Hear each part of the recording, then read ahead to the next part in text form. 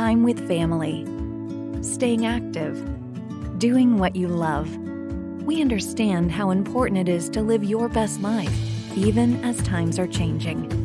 At Holzer, we strive to help every patient achieve their best health during every stage of life. With more options for care through in-person and virtual visits, we are dedicated to providing you with excellent care every time. Live your best life with Holzer.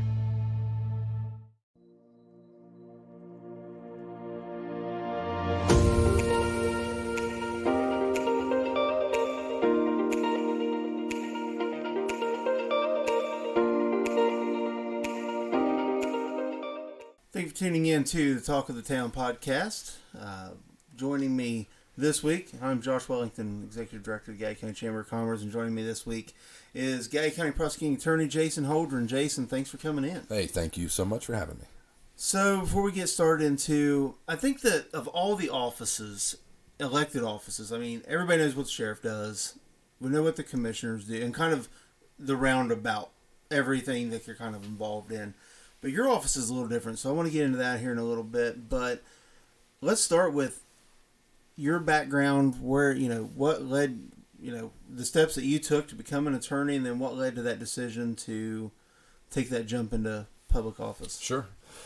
I am a graduate of Ohio Valley Christian School and did my undergrad work at Marshall University, and really went through Marshall University not quite sure what I wanted to do, like many college students do. And there was an attorney in town that had given me some advice.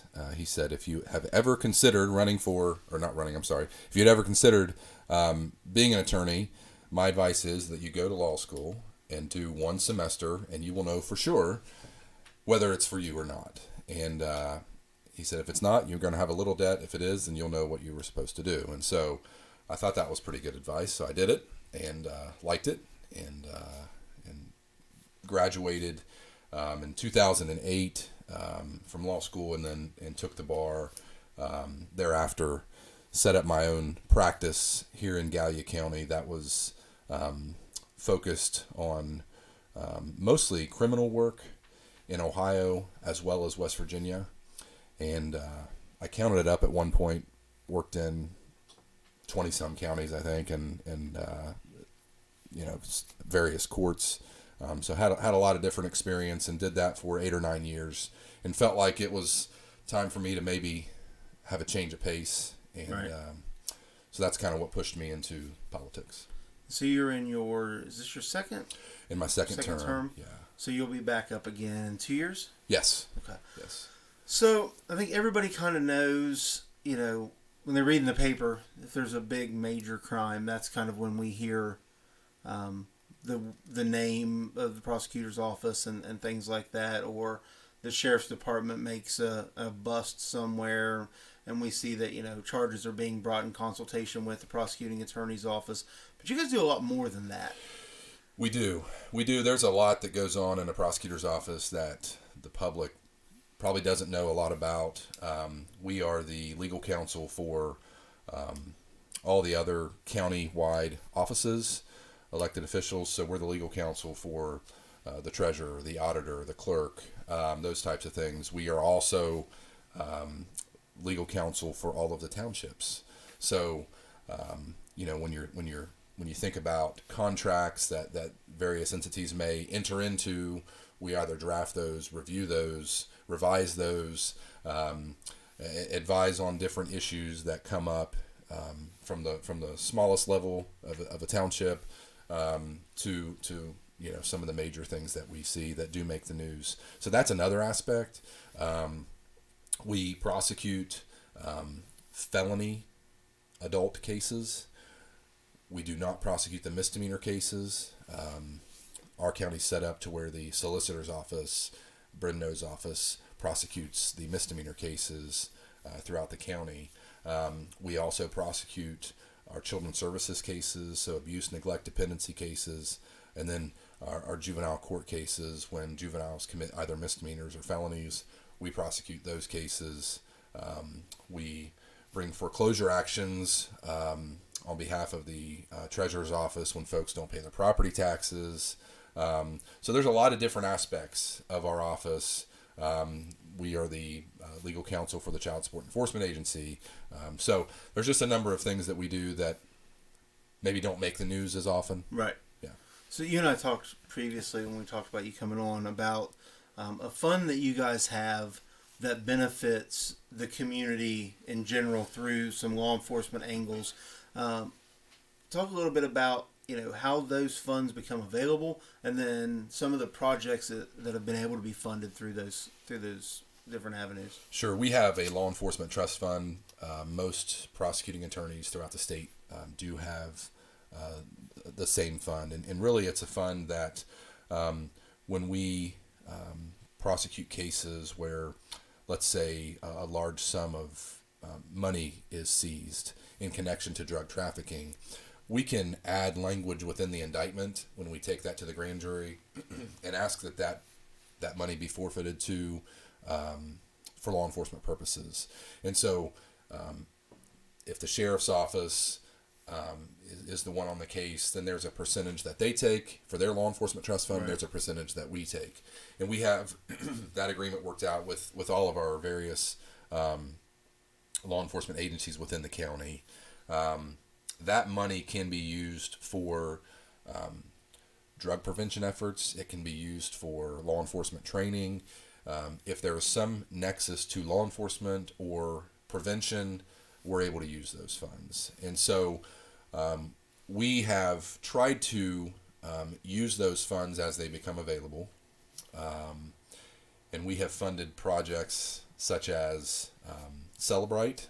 That is a computer program that's an investigative aid for law enforcement, where they can take a cell phone that someone that's been arrested may have, and they can dump the contents of that phone, which is very helpful.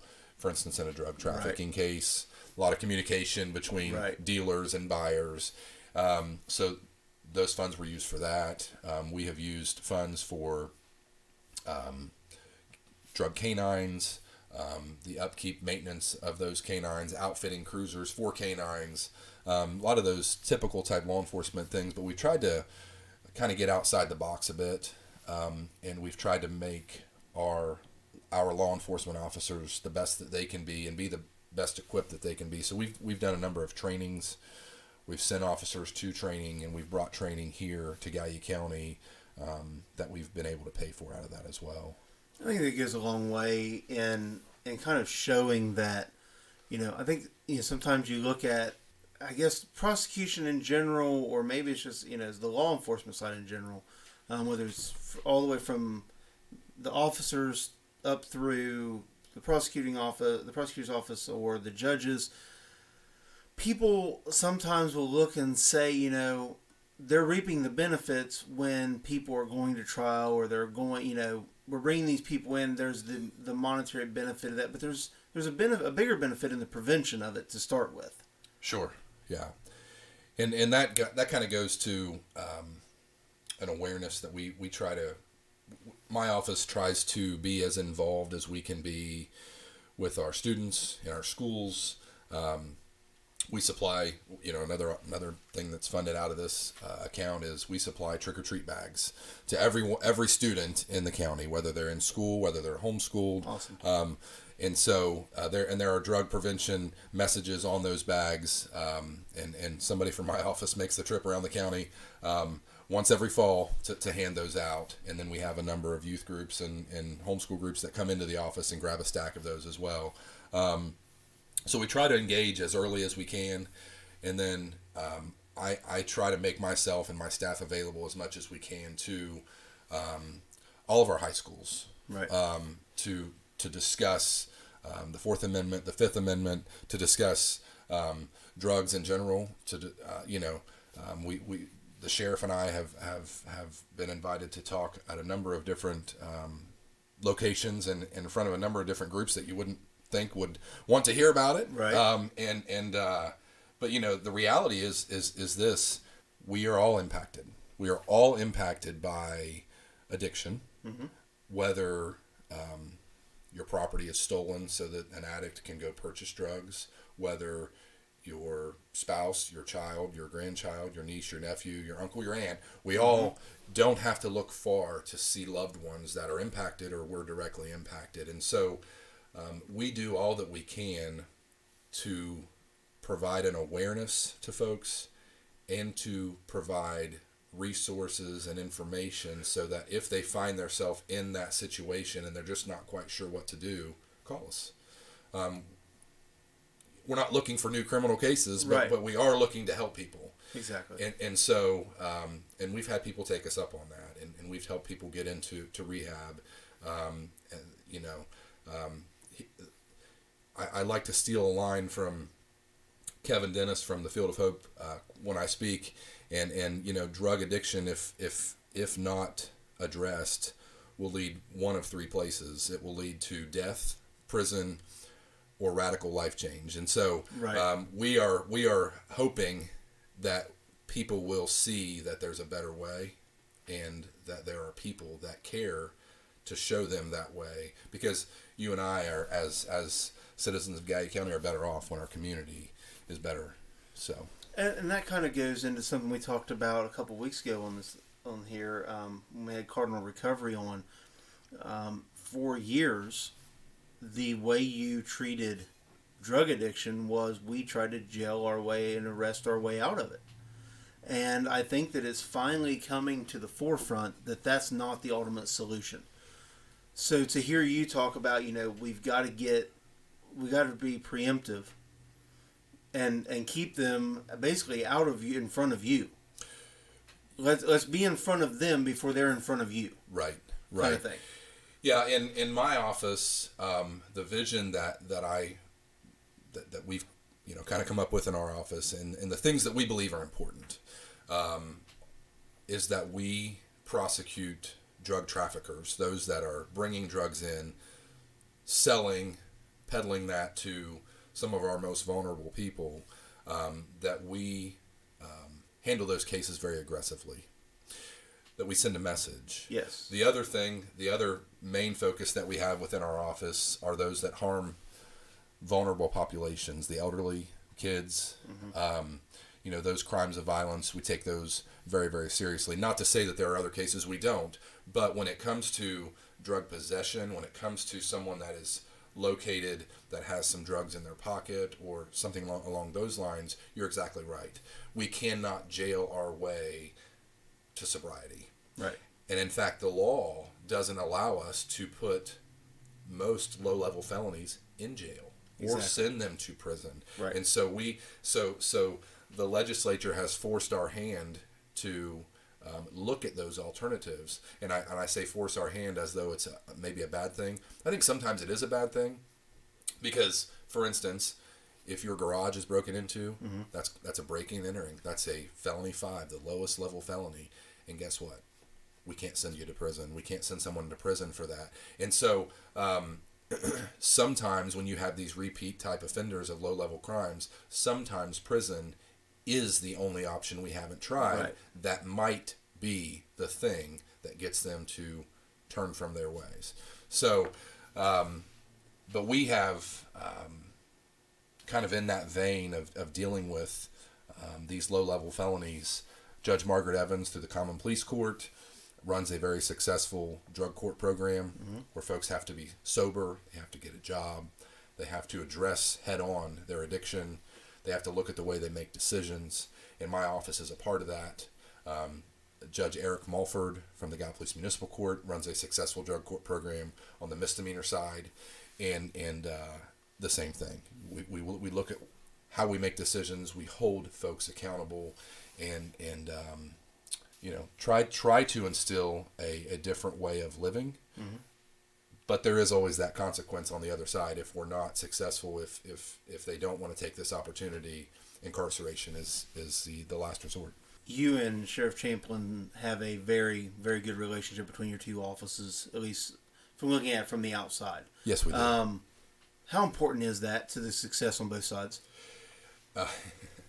It is vitally important. I have worked in other counties. I don't want to name anything specific where I've seen those relationships be very bad. And so one of the things that and a lot of people maybe don't know this.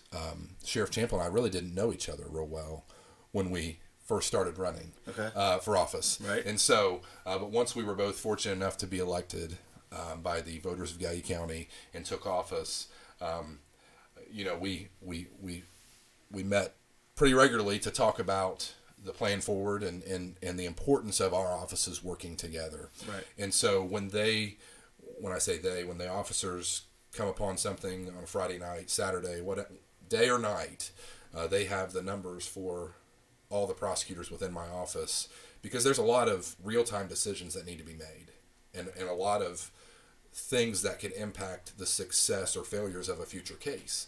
And so it's vital that my office has buy-in at the ground level. Right. Not that we're directing the investigation, but that we're there to advise when needed. And that has been, I think, the key to the successes that we've seen. We've had a number of very, very high-profile cases and a number of jury trials that we've been very successful on, and I think that is attributed to those very, very good working relationships. Looking at it from the outside, you talked about being there at the ground level and kind of helping things along, and you hear people a lot of times, especially when it's something that hits home close to them, whether they've been a victim of a crime or a family member's been a victim of a crime, things are moving slowly. Nobody's doing anything. We live in a society where when we watch an hour show and the crime happens, the investigation happens, the arrest, the prosecution, and the sentencing is and the people haven't had a new haircut from beginning to end. Yeah. How hard does that sometimes make your job when just trying to maintain your position, but also you're kind of in a position to be, you're kind of I don't know if it's the right word or not, an advocate for the victims, but you have to make sure that you're keeping their expectations where they should be. Yeah. So first, I really appreciate the question, because I think it is one of those, this is an area that we deal with, and a lot of times when you're in a certain business, you believe everybody speaks your language and knows what's going on, right? This is an issue that I deal with when I pick a jury in every case. And this has a name, it's called the CSI effect. You're exactly right. We can start a show at 8 o'clock, and by 9 o'clock, a crime has occurred, it's been processed, we've put something into a computer, we've got some results on the back end, we've convicted them, they're sent to prison, and we can go to bed by 9 or 10 o'clock feeling that all is well in the world, because the bad guy is forever put away. The ugly truth is that that's not reality. Right. And so we have to spend a lot of time educating folks on what reality is. Right. And let me give you a prime example. If someone is picked up today and they have some drugs in their pocket, well, those drugs have to be sent off to a crime lab. There's a backlog currently at the crime lab. Crime lab backlogs, since I've been in office, have been anywhere from a few weeks to over 12 months. Wow. So if we would arrest the person that has drugs in their pocket today, they have a right to have a jury trial within 270 days. But every day they're incarcerated counts for 3. So they have a right to have a jury trial within 90 days. How can I convict someone of possession of those drugs and not have lab results for another 6 or 9 months? Right. So that is outside of our control.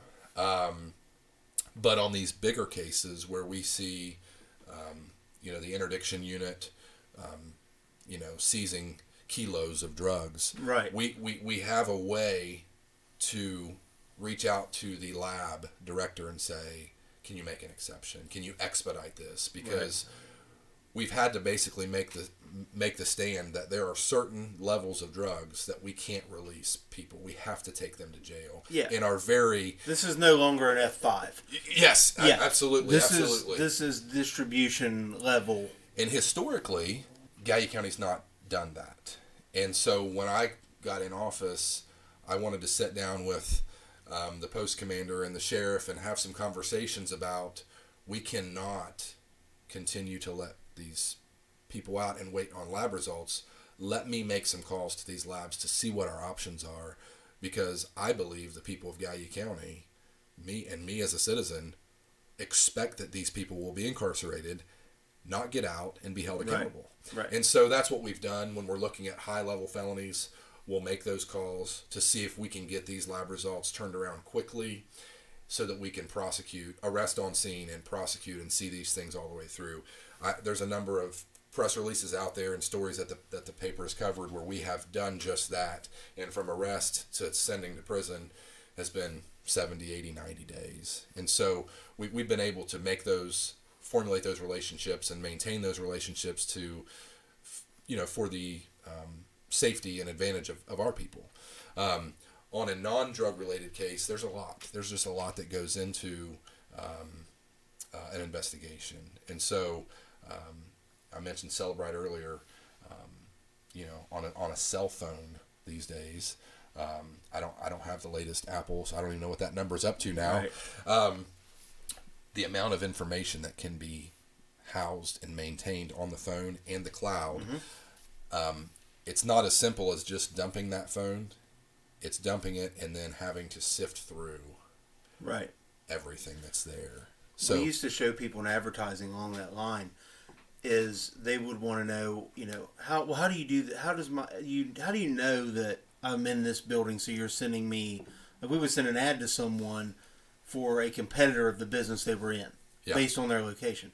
Like, if you give me your phone, I can tell you every place you've been in the last 24 hours and how long you were there. Yes. With a map. Yes. You just have to know where to click. Yes. So they know everything. And the other thing that a lot of folks don't know is that, let's say, Facebook, Instagram, Snapchat, all of those different apps, law enforcement is sending requests, search warrants, those types of things for that data. And so now our investigation hinges upon other people getting back to us, getting that information back to us. And I wish it were as quick as an hour. I wish it were that way. It's not. And so, I appreciate you traveling down this road with us, because this is a question that we do get. Right. And it's a lot. It's always a conversation amongst jurors after a trial of, why did it take that long? And why did this occur last year and we're only seeing it now? Yeah. The other thing that you hear a lot is, this person did this and they got a slap on the wrist. I think what a lot of people don't realize is, and you mentioned it earlier, there are these thresholds because of jail populations and other aspects, I guess, of things, that you can't sentence. You can only do so much for certain offenses. Yes. And while it was life-altering to you to come home and your house has been broken into, it's not at a criminal level as what you may truly feel when it comes to definition. Yes. So there are 3 cases that stay with me. I won't go specific with you, but one involves harming a child. One involves an adult that passed away. And so there are 3 separate cases that are very near and dear to me that I don't quit thinking about. Right. And what I've tried to do is explain that the maximum sentence that the legislature says is appropriate for this crime is this many years. And we're stuck with what the legislature says the laws are as it relates to sentencing. There's a lot of times I wish it were, let's poll the people of Gallia County and see what they think the appropriate sentence should be. Exactly. But we can't do that because we are stuck with that. So when Ryan Smith was our congressman, and now Jason Stevens is our congressman, I was in regular contact with Ryan. Actually, Ryan had me come up and testify in front of the Criminal Justice Committee to change the law. So that's another side of the prosecution that people don't understand or maybe know. But when we're not satisfied as a community with the way a case is sentenced, and it's solely because the legislature has said this is the max that you can give, and we're not satisfied as a community, I take my responsibility as it's my job now to be the voice for those in Gallia County to change these laws and make them fair, and let these people know that are passing laws and changing sentencing guidelines to know how this law as it currently stands affected our community, affected a family, affected a home, because they need to understand that. And so I have done that now on a few occasions, made my way to Columbus, and as the prosecuting attorney of Gallia County, one of the other things that I've been involved in is the Ohio Prosecuting Attorneys Association. We have a legislative committee. Okay. There's 88 counties in the state of Ohio. There's probably about 20 of us, 20 elected prosecutors that's on this committee, and we read through and evaluate every piece of legislation that impacts the criminal justice community, and we either give our stamp of approval or we send it back saying we will not support this, or here's what we would like to see out of this legislation. So you can only complain about something so long before you have to take action and say, I want to be a part of affecting change that is not just positive for Gallia County, but it's positive for the state of Ohio. And so I've been given that opportunity to join that committee and be an active part of that, and I thoroughly enjoy that as well. So we got a couple minutes left, and we have to wrap up. So I want to finish with, what do you hope, I guess, what is your vision as you wrap up, you're halfway through your second term, and for the future of not just Gallia County, but just through your office's lens, what do you hope the future holds?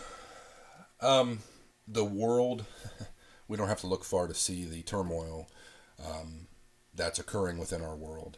We don't have to look far to see that a lot of people on a fixed income are now paying $4.09 for a gallon of gasoline. How do they make that work? Right. A lot of people that have a past with substances will turn to something that numbs reality. Right. And it eases the anxiety, and it takes them away from the current moment as a reprieve.